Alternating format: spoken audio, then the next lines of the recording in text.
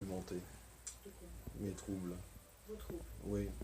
Alors, pour moi, les troubles de l'adaptation sociaux, comme par exemple l'impossibilité de maintenir une relation avec votre famille, comme par exemple ces procédures récurrentes qui vous empêchent un petit peu d'avancer, même si c'est votre façon d'avancer.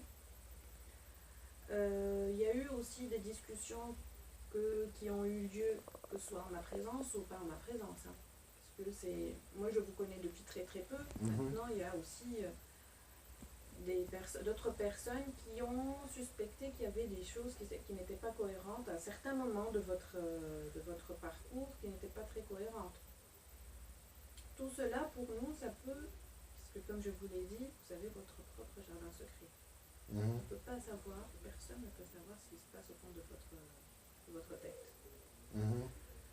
Certains comportements, certaines choses nous laissent comprendre qu'il y a probablement un fond délirant. Un fond délirant, qu'est-ce que ça veut dire? Ça ne veut pas dire que vous mentez, ça ne veut pas dire que vous êtes en train d'inventer des choses. Ça veut dire que vous avez une interprétation qui ne colle pas à la réalité des choses. Que vous percevez qu'on vous persécute, qu'on est... Bah écoutez, j'étais hospitalisé le 19 juillet 2016 sur la base d'un faux certificat médical. Et j'en suis encore aujourd'hui dans votre bureau à cause de ça. J'ai reporté plainte. Ce faux certificat médical, peut-être que ce n'est pas un certificat qui a été fait dans de bonnes conditions, c'est-à-dire que la date, l'heure et la personne... Ne m'a pas ausculté. Peut-être. Ça, si vous le dites, je veux bien le croire. Maintenant, si ça a été maintenu, vous le savez, qu'on fait la demande d'hospitalisation, qu'il y a au moins 3 ou 4 certificats derrière. Donc à ce moment-là, ça a été peut-être faux, si vous le dites.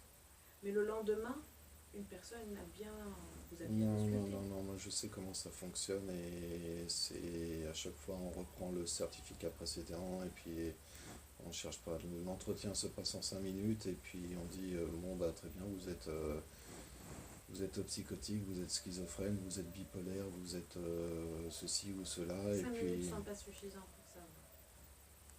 Je vous assure que ça se passe comme ça à chaque fois. Et croyez-le, avoir une personne en programme de soins, ça fait une charge de travail énorme pour toute l'équipe. Donc, c'est pas de gaieté de cœur quand on met les gens en programme de soins. Honnêtement, si on levait toutes les contraintes, ça nous ferait largement de travail. Vous, par exemple, si on lève le programme de soins, je suis sûre que vous ne reviendrez plus.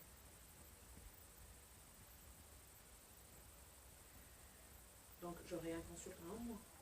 De toute façon, la prochaine fois, c'est pas moi qui vous verrai. Je profite, c'est Dr Adjali. D'accord. Parce que moi, je ne travaillerai plus au CNP des temps. D'accord.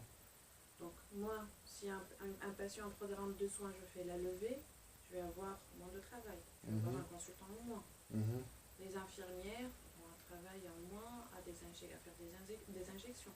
La secrétaire aura un travail en moins à faire correspondre les rendez-vous avec les certificats mensuels, avec les médecins, avec tout ça. Donc toute l'équipe aura un travail en moins. Donc un programme de soins levé est une charge de travail levée aussi. Donc vraiment, si on cherchait, est-ce qu'on fait ça que par sadisme? Que pour faire du mal aux gens? Que pour être des tortionnaires? On ne le fait pas pour ça. Je vous le dis clairement, je ne suis pas d'accord avec tous les aspects des programmes de soins. Je ne suis pas d'accord avec tout. Maintenant, je pense que c'est un cadre qui quand même permet d'avancer.